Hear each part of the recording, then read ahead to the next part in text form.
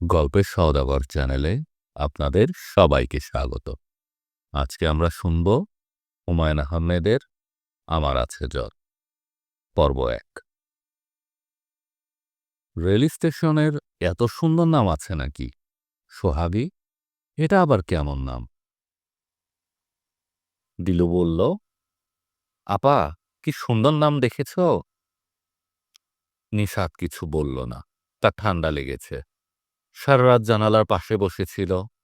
খোলা জানালায় খুব হাওয়া এসেছে। এখন মাথা ভার ভার। কিছুক্ষণের মধ্যেই হয়তো নাক দিয়ে জল পড়তে শুরু করবে। দিলু বলল, আপা, স্টেশনের নামটা পড়ে দেখো না প্লিজ। পড়েছি, ভালো না। দিলুর মন খারাপ হয়ে গেল। সে আশা করেছিল নিশাত আপাও তার মতো অবাক হয়ে যাবে, চোখ কপালে তুলে বলবে, ওমা, কেমন নাম। কিন্তু সে আজকাল কিছুতেই অবাক হয় না। কথাবার্তা বলে স্কুলের জিওগ্রাফি আপার মতো। নিশাত বলল, দিলু, দেখ তো বাবু কোথায়, দুধ খাবে বোধ হয়। দিলুবাবুকে কোথাও দেখতে পেল না। এমন দুষ্টু হয়েছে, ওয়েটিং রুমে ঘাপটি মেরে বসে আছে হয়তো।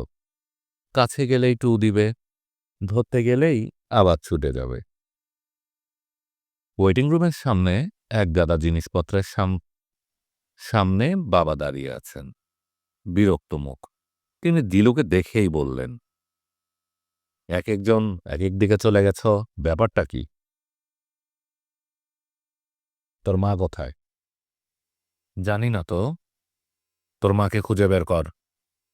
আমি পারবো না বাবা, আমি বাবুকে খুঁজছি। বাবুকে খুঁজলে তোর মাকে খোঁজা যাবে না, এরকম কথা কোথাও লেখা আছে? সবাই আজ এরকম করে কথা বলছে কেন? কোথাও বেড়াতে গেলে সবার খুব হাসি খুশি থাকা উচিত, কিন্তু এখানে সবাই কেমন রেগে রেগে কথা বলছে। রাগটা তার উপরেই। ট্রেনে মা ৩ বার বললেন, দিলু, পা নাচাচ্ছ কেন? পা নাচানো একটা অসভ্যতা, চুপ করে বসো।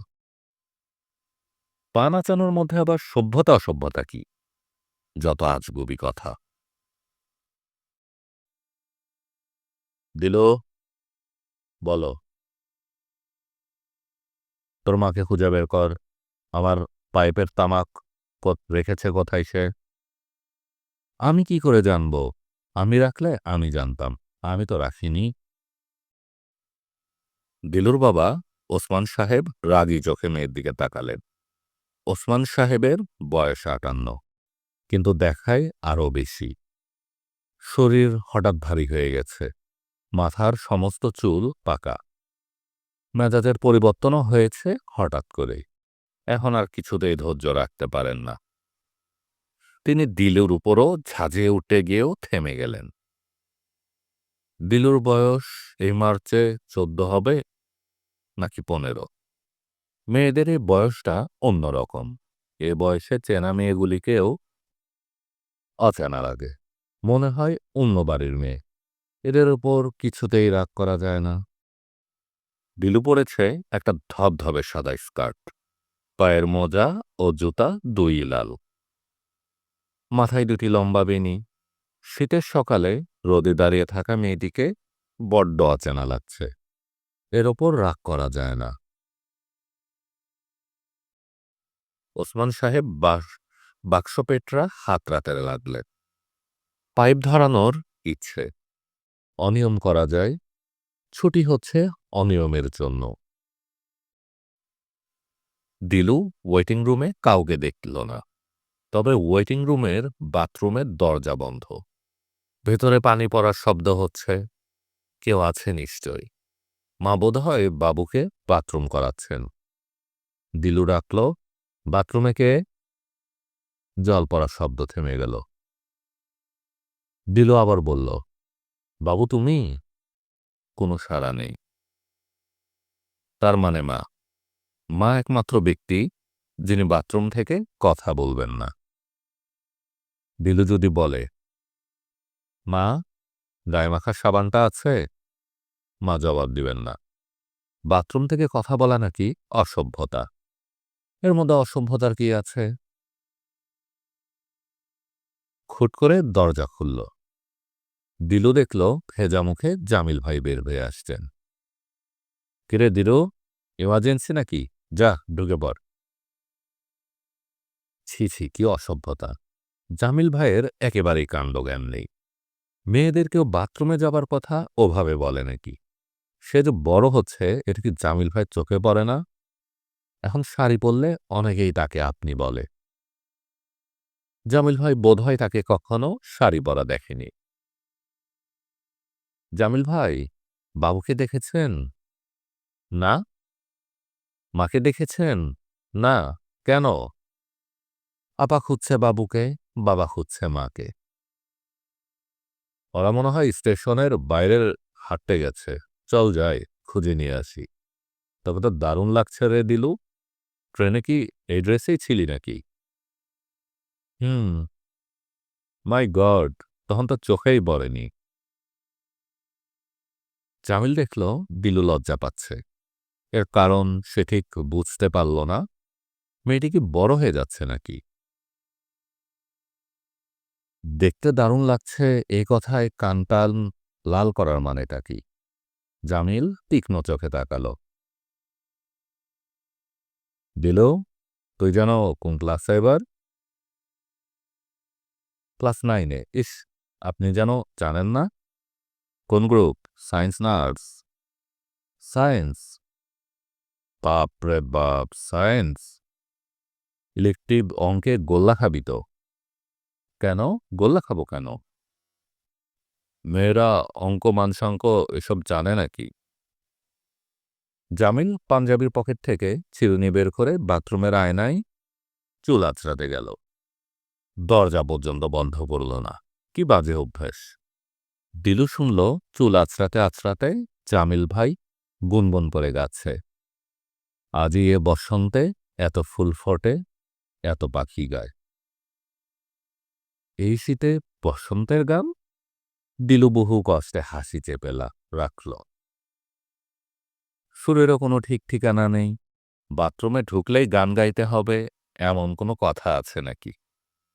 চল দিলু, দেখি কাউকে পাওয়া যায় কিনা। ওসমান সাহেব একটা কালো ট্রাঙ্কের উপর বসে আছেন। তার চোখে মুখে বিরক্তির ভাব এখন আর নেই। পাইপের তামাক পাওয়া গেছে, পাইপ তৈরি করা হয়েছে। বাতাসের জন্য আগুন ধরাতে পারছেন না। জামিলদের বেরুতে দেখে হাসি মুখে বললেন, জামাইল, এখানে বসিয়ে এক একজন এক এক দিকে কেটে পড়েছে। ব্যাপারটা কি বলো তো? সম্ভবত ছুটির দিনে আপনাকে কেউ ভয় পায় না, আপনাকে নিরীহ মনে করে। ওসমান সাহেব শব্দ করে হাসলেন। এত শব্দে তিনি হাসেন না। দিলু হাসল। কাউকে হাসতে দেখলেই দিলুর হাসি পায়। ওসমান সাহেব বললেন, কিরকম মিসম্যানেজমেন্ট হয়েছে দেখলে? স্টেশনে জিপ থাকার কথা, জিপ তো নেই, একজন মানুষ পর্যন্ত নেই। এসে পড়বে। কিছু মুখে দেওয়া দরকার। এত বেলা হয়েছে, সবার খিদে পেয়েছে। বেলা কিন্তু চাচা বেশি হয়নি, মাত্র 7টা বাজে, সকাল হয়েছে মাত্র। তাই নাকি? ওসমান সাহেব বেশ অবাক হলেন। জামিল বলল, আমি দেখি চায়ের ব্যবস্থা করা যায় কিনা। ওইখানে একটা চায়ের দোকান আছে। ওই চা কি মুখে দেওয়া যাবে? চেষ্টা করতে দোষ কি? Let us try. ওসমান সাহেব আবার শব্দ করে হাসলেন। তার মেজাজ সম্ভবত ভালো হতে শুরু করেছে। দিলুও হাসল। এখন বেশ পিকনিক পিকনিক লাগছে। নিশাত একটা কাঠের বেঞ্চিতে লাল চাদর গায়ে দিয়ে বসেছিল। রোদ পড়েছে তার মুখে। শীতের বাতাসে তার কপালে ছোট ছোট কিছু চুল নাচছে। সে বসে আসছে বিষণ্ণ ভঙ্গিতে। তার ফর্সা গালে লাল চাদরের আভা পড়েছে। দিলু ফিসফিস করে বলল, আপা কত সুন্দর, দেখেছেন? হ্যাঁ, দেখলাম। আপাকে সঙ্গে করে নিয়ে যাই। ডাক, ডাকলেই হয়। দিলু ডাকল, আপা, এই আপা। নিশাত ওদের দুজনকে দেখল, কিছু বলল না, মুখ ঘুরিয়ে নিল। মুখ ঘুরিয়ে নেবার ভঙ্গিতেই রাগী ভঙ্গি।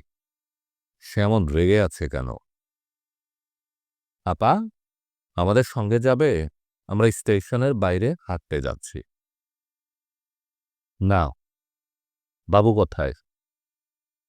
বাবু মার সঙ্গেই, ওদেরই খুঁজতে যাচ্ছি। তুমিও চলো। না, আমি যাব না। চলো না আপা। এক কথা বারবার বলতে ভালো লাগে না, তোরা যা। দিল অপ্রস্তুত হয়ে পড়ল। আপা মাঝে মাঝে এমন কড়া করে কথা বলে, এত সুন্দর একটি মেয়ে এরকম করে কথা বলবে কেন? দিল হাঁটতে শুরু করল। জামিল ভাই, এগুলো কি গাছ? জানি না কি গাছ। কৃষ্ণচূড়া নাকি? না, কৃষ্ণচূড়া না। কৃষ্ণচূড়ার পাতা তেঁতুল গাছের পাতার মতো। এগুলো খুব সম্ভব জারুল। কচুরিপানার মতো ফুল হয় এদের, নীল রঙের, খুব সুন্দর। এই স্টেশনের নামটা কত সুন্দর দেখেছেন? নামটার একটা গল্প আছে, জানো? কি গল্প? এখানে এক রাজা ছিলেন। রাজার একটি মাত্র মেয়ে। মেয়ের নাম সোহাগী। রাজ্যে পানির খুব কষ্ট। রাজা ঠিক করলেন এমন এক পুকুর কাটবেন যে রাজ্যে পানির কষ্ট থাকবে না। তিনি সত্যি প্রকাণ্ড এক পুকুর কাটলেন। রাজা শুকনো মুখে পুকুর পাড়ে বসে আছেন। কিন্তু আশ্চর্য, এক ফোঁটা পানি নেই। সে বছর খুব কড়া। রাজ্যের লোক হাহাকার করছে। তখন শুনলেন কে যেন বলছে, রাজন, তোমার কন্যাকে পানিতে নামিয়ে দাও, জল আসবে। রাজা সোহাগীকে নামিয়ে দিলেন এবং বললেন, কোনো ভয় নেই মা, পানি আসতে শুরু করলেই তোমাকে টেনে তুলে ফেলব। মেয়ে পুকুরে নামা মাত্রই চারদিক থেকে হু হু করে জল আসতে লাগল। রাজা আর তাকে টেনে তুলতে পারলেন না। পুকুরটির নাম হল সোহাগী পুকুর। জায়গাটার নাম হল সোহাগী। জান, এটা সত্যি না, বানিয়ে বলছেন। বানাবো কেন? সোহাগী পুকুর সত্যি সত্যি আছে, জিজ্ঞেস করলেই জানতে পারবে। আর তুমি যদি ভরা পূর্ণিমার রাতে পুকুর পাড়ে বসে থাকো, তাহলে সোহাগীর কান্নাও শুনবে। ওই মেয়েটি ভরা পূর্ণিমায় কাঁদে? কেন কাঁদে? পূর্ণিমার রাতে সে পুকুরে নেমেছিল তাই। প্রতি পূর্ণিমাতেই সে আসে। দিল অন্যদিকে মুখ ফেরালো। তার চোখ ভিজে আসছে। তার খুব অল্পতেই কান্না পায়। নিশাত দেখল ওরা লোহার গেট পার হয়ে স্টেশনের ওপাশে কাঁচা রাস্তায় গিয়ে দাঁড়িয়েছে। জামিল ভাই গল্প করছেন হাত নেড়ে নেড়ে। কি গল্প কে জানে? মুগ্ধ হয়ে শুনছে দিলু। দিলুকে আজ অন্য দিনের চেয়েও একটু বড় লাগছে। এত বড় মেয়ের স্কার্ট পরা ঠিক না, চোখে লাগে। মাকে বলতে হবে। লোকজন বিশেষ নেই চারদিকে। শুধু একজন বুড়ো খুব মন দিয়ে নিশাতকে দেখছে। এই প্রচণ্ড শীতেও তার গায়ে শুধু একটা গেঞ্জি। নিশাত প্রথমে ভেবেছিল ভিক্ষা চায় বুঝি, কিন্তু না, এ ভিক্ষুক নয়। ভিক্ষুকদের এতটা কৌতূহল থাকে না। তারা সরাসরি ভিক্ষা চায়, না পেলে চলে যায় অন্য কোথাও। নিশাতের নাক দিয়ে জল পড়তে শুরু করেছে। দুটি প্যারাসিটামল খেয়ে নেওয়া দরকার। নিশাত উঠে দাঁড়ালো। বুড়োকে বলল। বুড়োটি বলল, কই যাইবেন গো মা? আশ্চর্য, কত সহজেই মা ডাকল। প্রশ্ন করতেও কোনো সংকোচ নেই, যেন কত দিনের চেনা। আমরা যাব নীলগঞ্জ, ডাকবাংলোয়। জি। নিশাত চলতে শুরু করল। তার পেছনে পেছনে গেঞ্জি গায়ে বুড়োটি আসছে। আরও কিছু জানতে চায় হয়তো। গ্রামের মানুষদের খুব কৌতূহল, ওরা প্রশ্ন করতে ভালোবাসে। জামিল একটা চায়ের দোকানের সামনে দাঁড়ালো। দিলু বলল, এখানে চা খাবেন? যা ময়লা। জামিল বলল, গ্রামে ঝকঝকে তপতপে রেস্টুরেন্ট কোথায়? এটা মন্দ কি? ১২-১৩ বছরের একটা ছেলে চা বানাচ্ছিল। তার সামনে কাঠের একটা লম্বা বেঞ্চে রোদে পিঠ মেলে দুজন লোক বসে চা খাচ্ছে। তাদের একজন বলল, আপনারা যাইবেন কোনখানে? নীলগঞ্জ। ওরে বাস, মেলা দূর। যাইবেন কেমনে? জিপ আসার কথা। রাস্তা তো ঠিক নাই, জিপ গাড়ি আয়নের পথ নাই। তাই নাকি? জি। এইজন কি আপনার মাইয়া? না, আমার বোন। দিলু দেখল দুটি লোকই গভীর আগ্রহ নিয়ে তাকে দেখছে। তার বড় অস্বস্তি লাগতে লাগলো। জামিল ভাই, এই ব্রেঞ্চে বসেই চা খাবেন নাকি? লোক দুটির তো কৌতূহলের সীমা নেই। একজন বলল, সাব, আপনার নাম? আমার নাম জামিল। আপনি করেন কি? মাস্টারি করি ভাই। দেখে একটু বসার জায়গা দেন। দিল অবাক হয়ে দেখল ওরা সবাই ব্রেঞ্চি ছেড়ে মাটিতে বসল। আগের মতোই তাকিয়ে রইল অবাক হয়ে। এতটুকু সংকোচ নেই। জামিল বলল, দেখি ২ কাপ চা দাও তো। দিলু, খাবি তো? খাবো। লোকজন দুজনের একজন বলল, বুঝলু, সাবেরে আর মায়াডারে কুকি বিস্কুট দে। খালি পেটে চা খাওয়ান ঠিক না। ছেলেটি দুটি লম্বা বিস্কিট হাতে করে এগিয়ে দিল। দিলু নিল না, কিন্তু জামিল নিল এবং চায়ে ভিজিয়ে বাচ্চাদের মতো খেতে লাগলো। কিরে সব কাণ্ড জামিল ভাইয়ের, দেখতে বড় মজা লাগে। রেহেনা বাবুকে নিয়ে অনেক দূরে চলে গিয়েছিলেন। তার সঙ্গে ছিল সাব্বির। সাব্বির তার দুঃসম্পর্কের ভাগ্নে। সাব্বিরের এখানে আসার কথা ছিল না, হঠাৎ করেই এসেছে।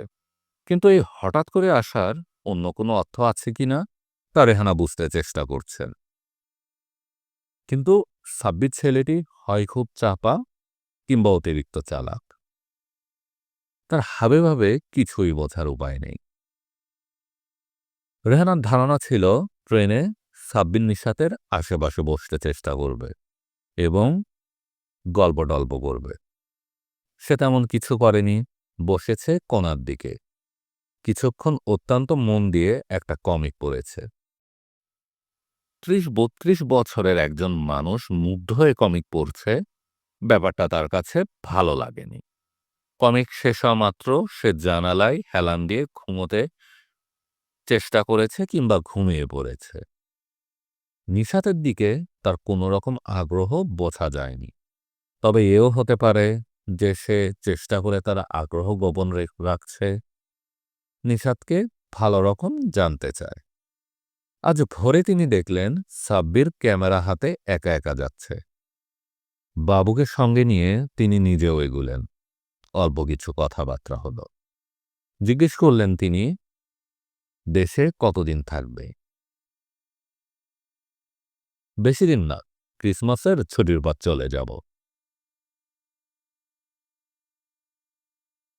জানুয়ারি ৩-৪ তারিখের মধ্যে পৌঁছাতে হবে। তাহলে তো খুব অল্প দিন। জি। রেহেনা ইতস্তত করে বলেই ফেললেন, বিয়ে করে বনে ফিরবে নাকি? অনেকে তো তাই করে। এখনো কিছু ঠিক করিনি। মা অবশ্য মেয়েটে দেখছেন, বিয়ে করতেও পারি। রেহানা কিছু বললেন না। দেখলেন সাব্বির ক্রমাগত ছবি তুলছে। গাছের ছবি, নৌকার ছবি, নদীর ছবি। কুয়াশায় সব ঝাপসা দেখাচ্ছে। ভালো ছবি আসার কথা না, তবু ছবি তুলছে। রেহানা একটা ব্যাপার লক্ষ্য করলেন, এই ছেলেটি অত যে ছবি তুলছে একবারও বলেনি আসুন মামি, আপনার একটা ছবি তুলে দেই। এই বয়সে ছবি তোলার তার কোনো শখ নেই, তবু এটা সাধারণ ভদ্রতা। সাব্বির বলল, আপনার নাতি খুব শান্ত, খুব চুপচাপ। খুব শান্ত না, বিরক্ত করে। নতুন জায়গা দেখে চুপ করে আছে। অপরিচিত মানুষের সামনে সে ভেজা বেড়াল। ওর বয়স কত? 5 বছর পড়ল। রেহানা আশা করছিলেন সাব্বির এবার বাবুর সম্পর্কে কিছু বলবে, কিন্তু সে কিছুই বলল না। অত্যন্ত মনোযোগের সঙ্গে একটা বকের ছবি ফোকাসে আনতে চেষ্টা করল। টেলিস্কোপিক লেন্স থাকা সত্ত্বেও বকের ছবিটি স্পষ্ট হচ্ছে না। বেশ কুয়াশা। মোটামুটি স্পষ্ট হলে ছবিটি ভালো হতো। বকের ধানি ছবিটি হালকা সবুজের ব্যাকগ্রাউন্ডে ভালো আসছে। রোদ আরেকটু চড়ে গেলে ছবি তোলা ভালো হবে না। সাব্বির, চলো, তোমার মামা বোধহয় রেগে যাচ্ছেন। চলুন। বাবুকে কোলে নিয়ে হাঁটতে তার কষ্ট হচ্ছে। একবার বললেন, বাবু, আমার হাত ধরে চলো। বাবু শক্ত করে তার গলা চেপে ধরল। তার মানে সে কিছুতেই নামবে না। রেহানা আশা করছিলেন সাব্বির বলবে, আমার কোলে দিন, আমি নিয়ে যাব। রেহানা আশা করছিলেন সাব্বির বলবে, আমার কোলে দিন, আমি নিয়ে যাব। কিন্তু সাব্বির সেসবের কিছুই বলল না। লম্বা লম্বা পা ফেলে হাঁটতে লাগল। মেয়েদের সঙ্গে এত দ্রুত হাঁটা যায় না। এই সাধারণ ভদ্রতা জ্ঞানও কি ওর নেই? রেহানা মনে মনে বেশ বিরক্ত হলেন। স্টেশনের কাছে এসে তিনি দিলু এবং জামিলকে দেখলেন নোংরা একটা বেঞ্চিতে বসে চা খাচ্ছে। তাদেরকে ঘিরে 4-5 জন গ্রামের মানুষ বসে আছে মাটিতে।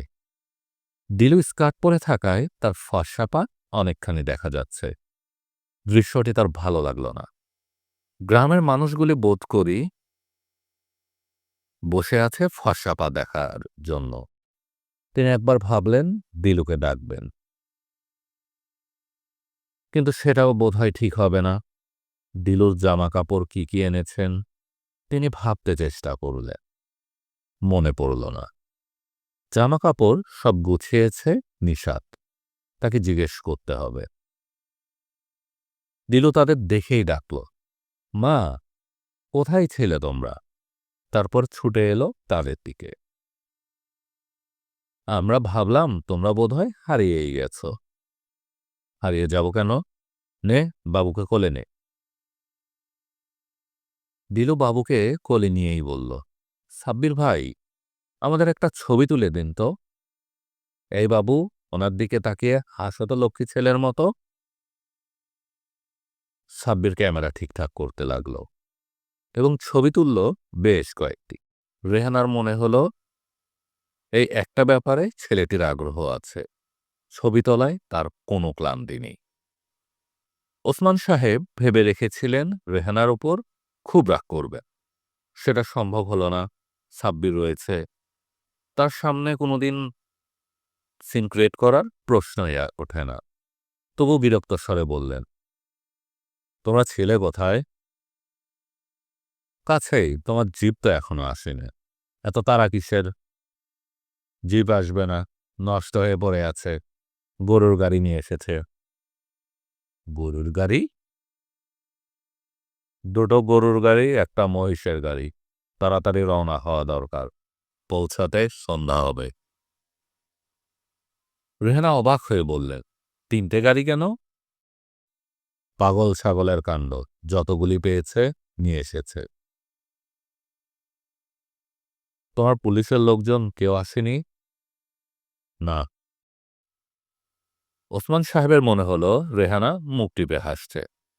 কেউ নিতে আসেনি, ব্যাপারটা দুঃখজনক। এ নিয়ে হাসবে কেন? রেহানা বললেন, তোমার খবর বোধহয় পায়নি, পেলে আসতো। ওয়্যারলেস মেসেজ দিয়েছি, পাবে না মানে? তোমাদের নীলগঞ্জ থানায় হয়তো ওয়্যারলেস নেই। প্রতিটি থানায় ওয়্যারলেস সেট আছে। কি বলছো এসব? দিলু বলল, বাবা, আমি কিন্তু মহিষের গাড়িতে করে যাব। ওসমান সাহেব একটা ধমক দিতে গিয়ে নিজেকে সামলে নিলেন। তিনি প্রতিজ্ঞা করে বের হয়েছেন, ছুটির সময়টায় কোনো রাগারাগি করবেন না। কিন্তু মেজাজ ঠিক রাখা যাচ্ছে না। কেউ নিতে আসবে না। থানাওয়ালাদের এত বড় স্পর্ধা থাকা ঠিক নয়। গাড়িতে গুছিয়ে বসতে বসতে ৯টা বেজে গেল। প্রথম কথা হয়েছিল, একটিতে যাবে শুধু মালপত্র, অন্য দুটির একটিতে জামিল ও সাব্বির, আর একটিতে দিলুরা। কিন্তু নিশাত বলল, আমি মা বাবুকে নিয়ে একটা গাড়িতে একা যেতে চাই। কেন? কোনো কেন টেন নেই, এমনি যেতে চাই। সব সময় তুই একটা ঝামেলা করতে চেষ্টা করিস। ঝামেলা করতে চেষ্টা করি না, কমাতে চেষ্টা করি। আমি মা একা যেতে চাই।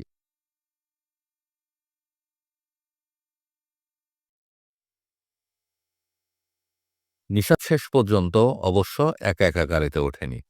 রেহানা উঠেছেন তার সঙ্গে। প্রথম গাড়িটিতে বাবা, দিলু ও বাবু, মহিষের গাড়িটিতে জামিল ও সাব্বির। গাড়ি চলা শুরু করা মাত্রই সাব্বির মাথার নিচে একটা হ্যান্ডব্যাগ দিয়ে কুণ্ডলি পাকিয়ে শুয়ে পড়ল। জামিল বলল, কি ঘুমাচ্ছেন নাকি? হ্যাঁ, রাতে ভালো ঘুম হয়নি। এই ঝাঁকুনিতে ঘুম হবে? হবে, আমার অভ্যেস আছে। ঘুমাবার আগে একটা সিগারেট খাবেন? জি না, আমি সিগারেট খাই না। কিছুক্ষণের মধ্যেই সাব্বির ঘুমিয়ে পড়ল।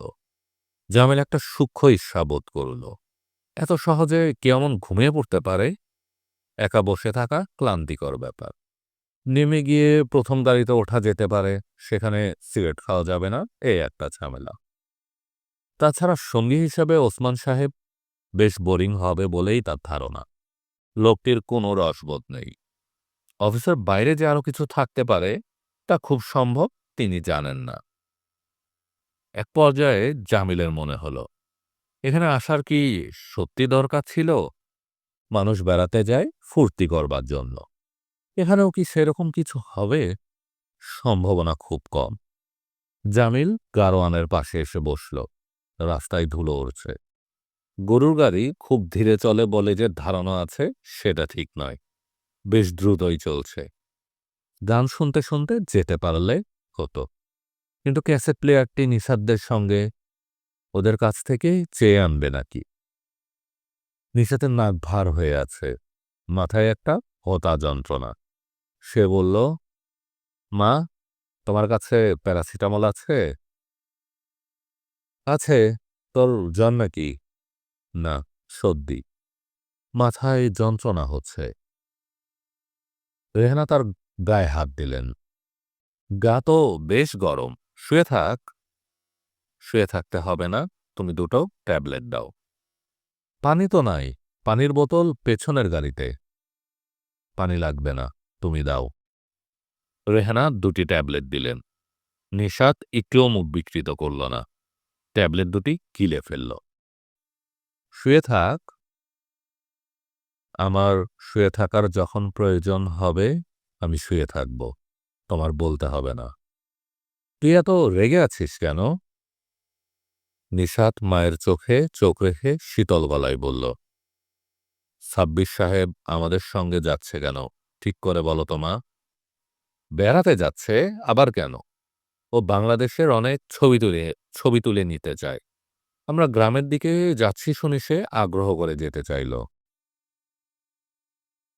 না, সে কোনো আগ্রহ দেখায়নি। তুমি ঝোলাঝুলি করছিলে। যদি করেই থাকি তাতে অসুবিধা কি? আমাদের আত্মীয়, এতদিন পর দেশে এসেছে, ঘুরে ফিরে দেখতে চায়।